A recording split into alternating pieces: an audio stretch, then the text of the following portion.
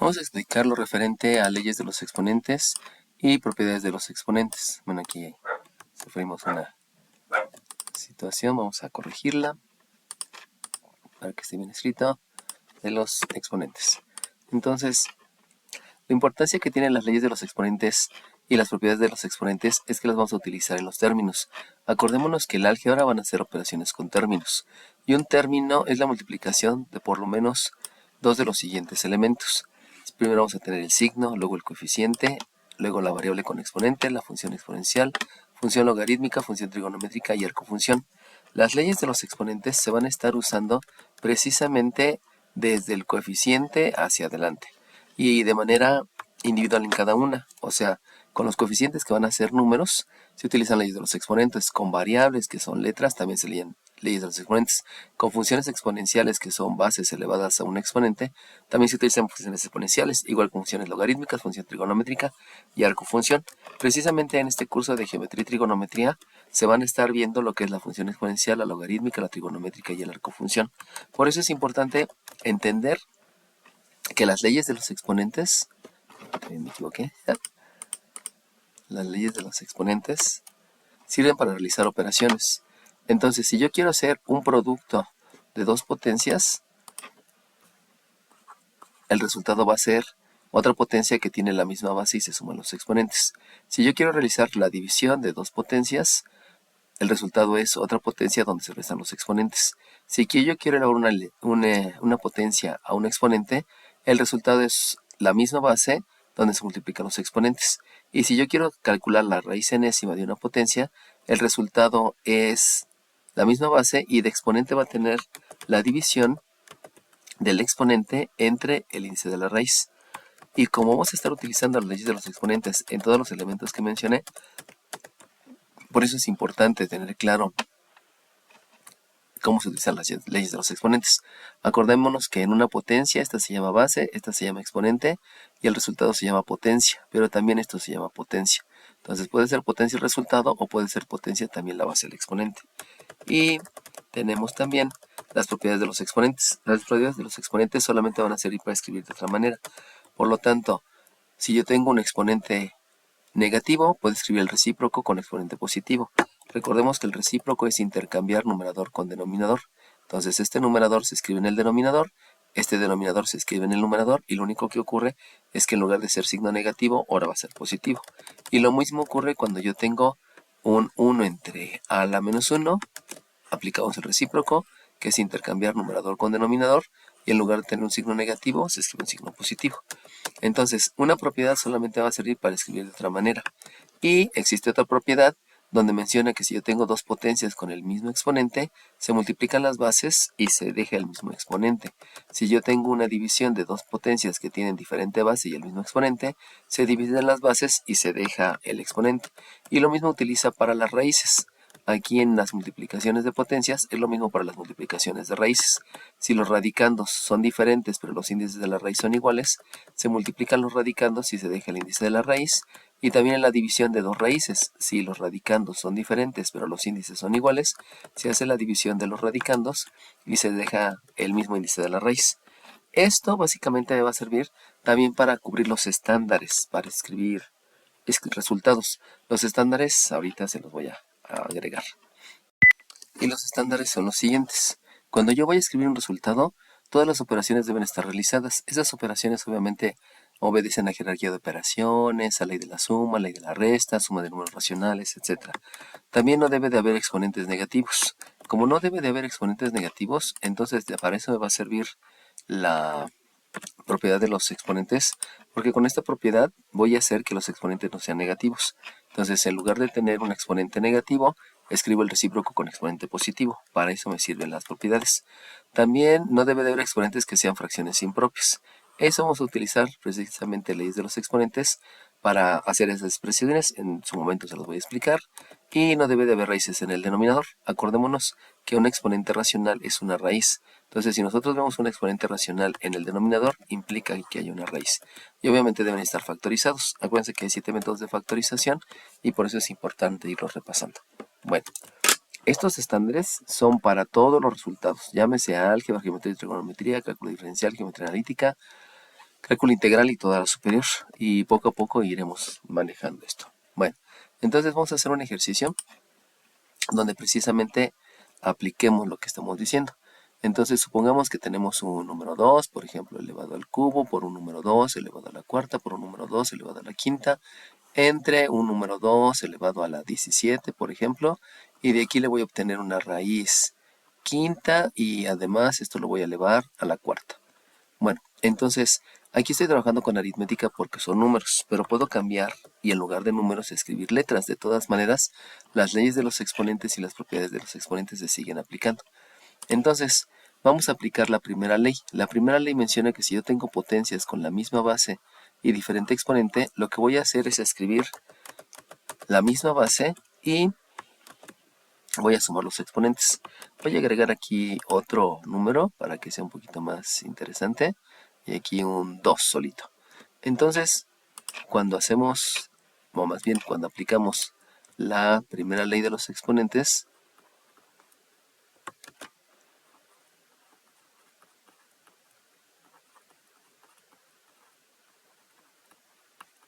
lo que debo de hacer es dejar la misma base y sumar los exponentes.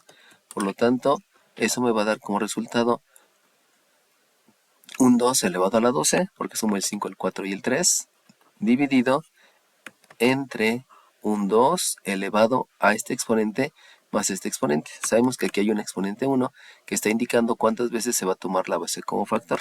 Por eso sabemos que es 1. Y entonces aquí es un 2 a la 18. Seguimos teniendo aquí una raíz quinta, que esa no la hemos resuelto. Y también está elevado a la cuarta. Bueno, una vez aplicada la primera ley de los exponentes, ahora vamos a aplicar la segunda ley de los exponentes. Recuerden que la segunda ley de los exponentes va referido a la división. Entonces, la segunda ley de los exponentes menciona que si yo tengo dos bases que se están dividiendo, lo que hago es restar el exponente del numerador menos el exponente del denominador. Mentalmente nosotros tenemos que al 12 restarle 18. Por la ley de la suma se deja de la resta, perdón, se deja el signo del mayor y se restan los dos números. Por eso aquí me va a dar un 6. Y entonces puedo escribir que tengo un 2 a la menos 6, al cual le debo de obtener una raíz quinta y posteriormente lo debo de elevar a la cuarta. Bueno, ya que aplicamos la segunda ley, vamos a aplicar ahora la cuarta ley. La cuarta ley hace referencia precisamente a las raíces. Entonces aplicamos la cuarta ley de los exponentes. Y en la cuarta ley de los exponentes se menciona que el resultado va a ser la misma base y se va a dividir el exponente entre el índice de la raíz. Por lo tanto, yo voy a escribir un 2 elevado a la menos 6, que es el exponente, entre 5, que es el índice de la raíz, y eso todavía está elevado a la cuarta. Y luego, por último, aplico la tercera ley de los exponentes. La tercera ley de los exponentes hace referencia a que si yo tengo una potencia elevada a un exponente, lo que debo de hacer es dejar la misma base y multiplicar los exponentes. En este caso, para realizar la multiplicación, a este 4 le debo de agregar un 1 para multiplicar numerador por numerador y denominador por denominador, tal cual nos enseñaron en aritmética en la primaria. Por lo tanto, aquí yo voy a tener un 2 elevado a la menos 24 quintos. Y con eso yo ya terminé de utilizar las cuatro leyes. Primera ley es para el producto, segunda ley es para la división, tercera ley es para la potencia, cuarta ley es para la radicación. Pero debemos de cumplir los estándares. Y los estándares menciona que todas las operaciones deben estar realizadas. Como ya hicimos todas las operaciones precisamente porque hubo multiplicación, división, potencia y raíz, pues ya se cumplió con el primer estándar. Después me dice que no debe de haber exponentes negativos. Pero si se dan cuenta, aquí tengo un exponente negativo. Por lo tanto, necesitamos aplicar la primera propiedad de los exponentes. Y la primera propiedad de los exponentes menciona que si yo tengo un exponente negativo, se va a escribir el recíproco. Recuerden que el recíproco es intercambiar numerador con denominador. Entonces este 2 tiene un 1 en el denominador. Sabemos que todos los números enteros tienen un 1 en el denominador para convertirlo en fracción. Por lo tanto, la primera propiedad me menciona que este 1 que está en el denominador, pues simplemente lo voy a escribir ahora en el numerador. Y este que está en el numerador, ahora lo escribimos en el denominador, pero En lugar de signo negativo, lo voy a escribir con signo positivo. Y ya apliqué la primera propiedad y con eso estoy logrando el estándar, que es que no haya exponentes negativos. Ahora, también mencionan en los estándares que exponentes que no sean fracciones impropias. Fracción impropia, acordándonos del término del concepto de aritmética, es que el número mayor esté sobre el número menor. Esto es una fracción impropia y esto no es adecuado en las respuestas. Además que también sabemos que no debe de haber raíces en el denominador. Ya habíamos dicho que si hay un número racional en el exponente, quiere decir que hay una raíz. Entonces, para quitar esta situación, lo que hacemos es aplicar un concepto que se denomina racionalizar el denominador. Racionalizo el denominador porque hay una raíz en el denominador. Entonces, para racionalizar el denominador, yo debo de hacerme una pregunta. Y esa pregunta es, ¿cuánto falta para el entero? Si ustedes se dan cuenta, yo tengo aquí un número racional que son 24 quintos. Me voy a la primaria, si yo hacía el 24 y lo dividía entre 5, pues ya sé que me toca de a 4 por 5, 20, me sobran 4. Y no me da un número entero, sobran. Eso quiere decir que aquí mismo me doy cuenta cuánto me hace falta para el entero. Si ustedes se dan cuenta, para que se pueda dividir este 4 entre este 5, pues me hace falta solamente 1. Otra manera de verlo es de la siguiente forma. Si yo tengo aquí un entero, sabemos que el entero se puede dividir en 5 partes. Aquí yo ya llevo 5 quintos. Pero si el otro entero lo divido también en 5 partes, entonces ya llevamos 10 quintos. Y si otro entero lo divido en otras 5 partes, pues ya llevo 15 quintos. Estoy regresándome al kinder.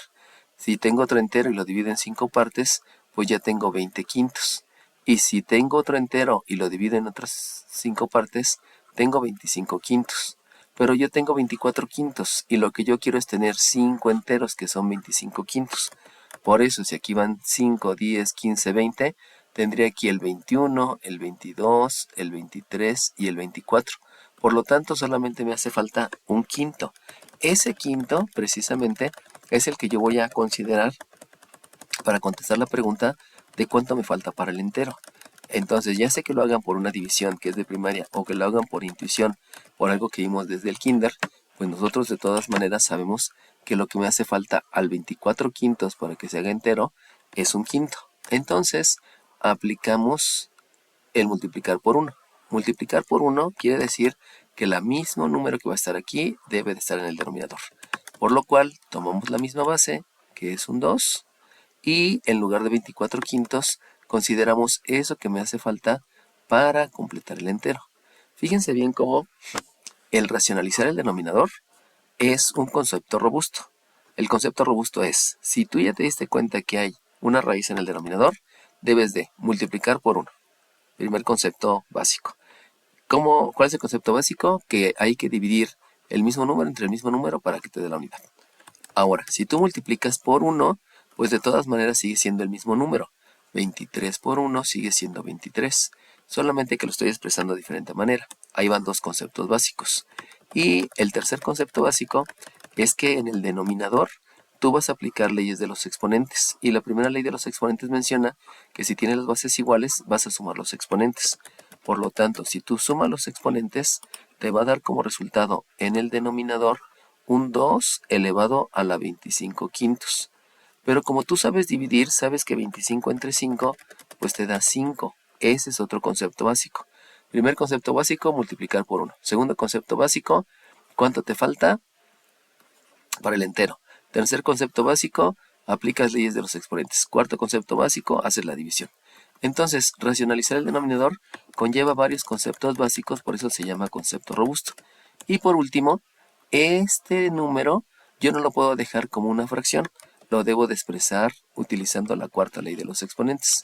Y entonces de una vez aplicamos la cuarta ley de los exponentes, y en la cuarta ley de los exponentes me menciona que si yo tengo un número racional, este que es el numerador es el exponente y el denominador es el índice de la raíz. Así que lo único que vamos a hacer es escribir el 2 a la 1 quinto, pero expresado como raíz. y por lo tanto me va a quedar que esto es una raíz quinta de el número 2. Y ya con eso, pues ya estamos cumpliendo con los estándares que les había mencionado hace un momento. Y los estándares repitiéndoles todas las operaciones realizadas, no exponentes negativos, no exponentes que sean fracciones propias y no raíces en el numerador. Pero todavía me hace falta otra vez revisar el primer estándar, que es que todas las operaciones deben estar realizadas. Y si ustedes se dan cuenta, yo sé cuánto es 2 a la quinta, porque precisamente hay un concepto que se denomina definición. Lo voy a hacer aquí al ladito para que me quepa. El concepto que me hace falta es el de definición de potencia. Y la definición de potencia me menciona que hay que multiplicar a la base tantas veces como indica el exponente. Entonces yo puedo hacer esa operación porque precisamente puedo multiplicar al 2 por sí mismo 5 veces. Y si lo multiplico por sí mismo 5 veces, pues ya sé que 2 por 2 me da 4, por 2 8, por 2 16, por 2 32. Eso quiere decir que aquí tengo el 32avo. Pero este se llama número racional. Y si ustedes se acuerdan, les había mencionado que en los términos deben estar separados el signo, el coeficiente, la variable. Pero también sabemos que del coeficiente va a haber números enteros, va a haber números racionales y va a haber números irracionales. Estos también deben estar separados, porque en algún momento cuando lleguemos a la superior vamos a empezar a hacer implementaciones. Y la implementación de números enteros es diferente que una implementación que números racionales y es diferente a la implementación de números irracionales. Por eso es importante separarlos, no solamente en los coeficientes, sino también en las variables, en las funciones, cualquiera que sean de estas 4. Por lo tanto, el resultado adecuado es escribir un 32avo por el número irracional, que es la raíz quinta de 2. Obviamente aquí no puedo aplicar ningún concepto, no se puede calcular la raíz quinta de 2, pero pues ya llegó al resultado. Y ahí ya estoy cumpliendo todos los estándares. Entonces, ¿para qué me sirven estas 4 leyes de las exponentes? Para hacer operaciones. ¿Cuál operación? Multiplicación entre dos potencias con base igual, división entre dos potencias con base igual, potencia elevado a un exponente y la raíz enésima de una potencia. Y ya que hice todas las operaciones, para cumplir con los estándares de cómo serán los resultados, para eso me sirven las propiedades de los exponentes. Y esas propiedades simplemente van a servir para escribir los resultados de una manera adecuada, tal cual me lo están pidiendo los estándares.